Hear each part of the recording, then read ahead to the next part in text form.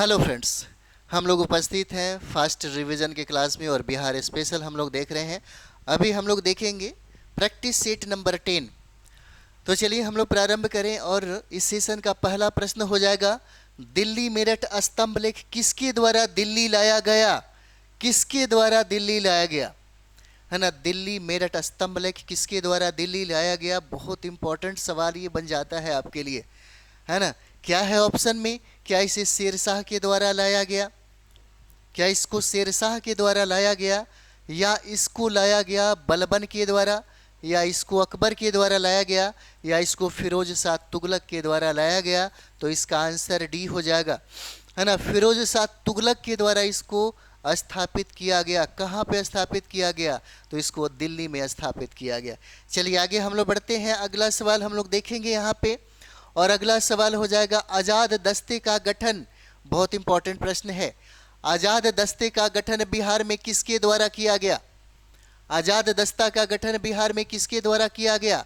क्या राजेंद्र प्रसाद के द्वारा किया गया, या राजेंद्र सिंह के द्वारा किया गया, या जयप्रकाश नारायण के द्वारा किया गया, या अमर सिंह के द्वारा किया जाता है? तो आज़ाद दस्ता का जो गठन है बिहार में जयप्रकाश नारायण के द्वारा किया जाता है। इसका आंसर सी हो जाएगा। नेक्स्ट हम लोग अगला प्रश्न देखेंगे, तीसरा प्रश्न, और तीसरा प्रश्न बहुत इंपॉर्टेंट है। पूछा गया सवाल है, विष्णु पद मंदिर कहाँ स्थित है? विष्णु पद मंदिर कहाँ स्थित है? बीपीएससी में ये पूछा गया सवाल है। विष्णु पद मंदिर कहाँ स्थित हो जाएगा? क्या यह सिवान में स्थित है? क्या यह सिवान में स्थित होगा, या यह गया में स्थित है, या बांका में स्थित है, या यह कैमूर जिला में स्थित होगा? तो यहाँ पे इसका आंसर बी हो जाएगा, गया जिला में स्थित है यह विष्णु पद मंदिर। चलिए आगे हम लोग देखेंगे यहाँ पे, और ये हम लोग चौथा प्रश्न देखेंगे। चलिए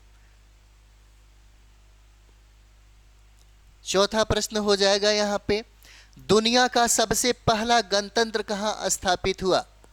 है ना? दुनिया का सबसे पहला गणतंत्र कहाँ स्थापित हुआ है? क्या इसको यूनान में स्थापित किया गया, या इटली में स्थापित हुआ, या बिहार में स्थापित हुआ, या आंध्र प्रदेश में स्थापित हुआ? तो यह स्थापना बिहार में हुआ है। यानी कि दुनिया का सबसे पहला गणतंत्र स्थापित हुआ कहाँ पे? तो ये बिहार में स्थापित हुआ। चलिए अगला प्रश्न हम लोग यहाँ पर देखते हैं। अगला प्रश्न हो जाएगा कि विश्व का सबसे ऊंचा विश्व शांति स्तूप बिहार में कहाँ स्थित है? मोस्ट इंपॉर्टेंट, विश्व का सबसे ऊंचा विश्व शांति स्तूप बिहार में कहाँ स्थित हो जाएगा? तो ये कहाँ स्थित है? तो ये राजगीर में स्थित हो जाएगा। आंसर इसका ए हो जाएगा, है ना? राजगीर में स्थित है यह।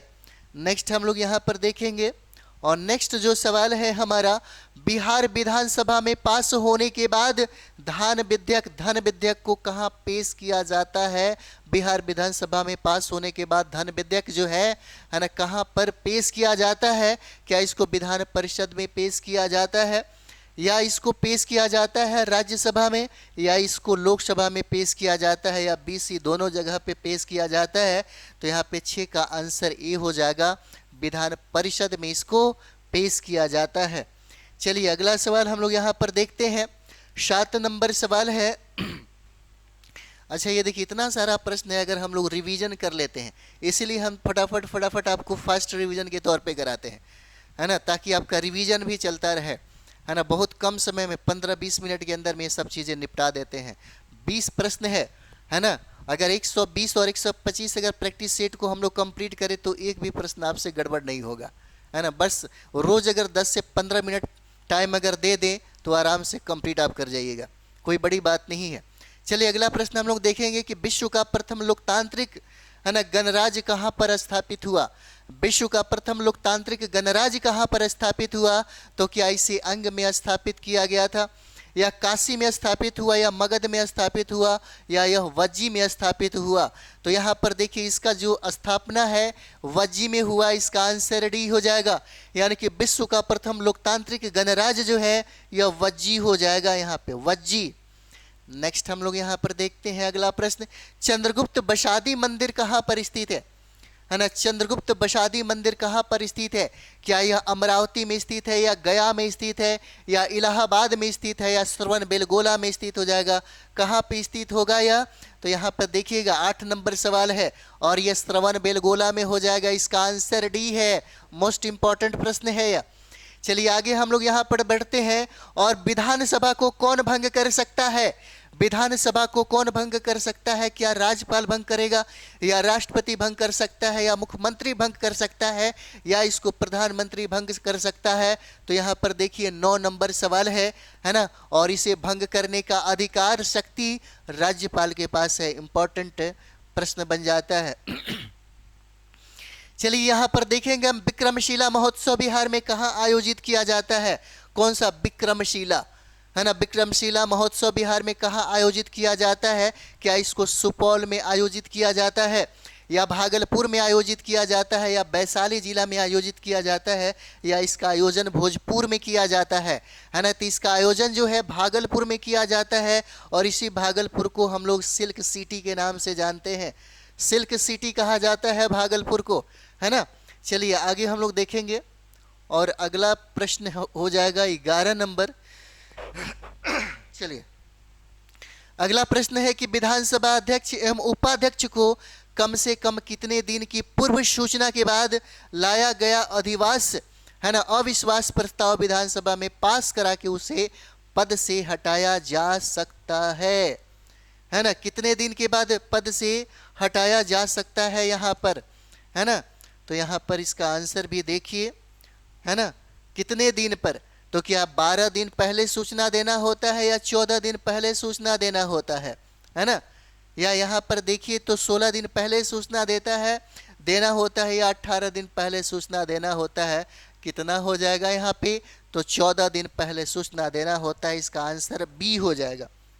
चलिए अगला प्रश्न हम लोग यहाँ पर देखेंगे और अगला प्रश्न हो जाएगा, विद्यापति की प्रसिद्ध रचनाएं किस भाषा में लिखी गई, है ना। विद्यापति की प्रसिद्ध रचनाएं किस भाषा में लिखी गई? क्या मगही भाषा में लिखा गया, या भोजपुरी भाषा में लिखा गया, या इसको अंगिका भाषा में लिखा गया, या मैथिली भाषा में लिखा गया? तो बहुत इंपॉर्टेंट है यह, है ना। मैथिली में लिखा गया, मैथिली भाषा में लिखा गया है। चलिए अगला प्रश्न हम लोग यहाँ पर देखेंगे, सोनपुर मेला उत्तर बिहार में गंगा एवं गंडक नदी के संगम पर कब लगता है ना। कब लगता है यह? ठीक है, कब लगता है? तो यहाँ पर हम लोग देखते हैं। चलिए 13 नंबर सवाल है और 13 नंबर सवाल में ऑप्शन दिया होगा, चैत्र में, या बैसाख में, या सावन में, या कार्तिक में लगता है। कब लगता है? तो यहाँ पर देखिए कार्तिक के समय में लगता है ना। कार्तिक के समय में यह मेला लगता है। नेक्स्ट जो सवाल है, नेक्स्ट सवाल हो जाएगा, विद्यापति को शिक्षा देने का काम किसने किया था?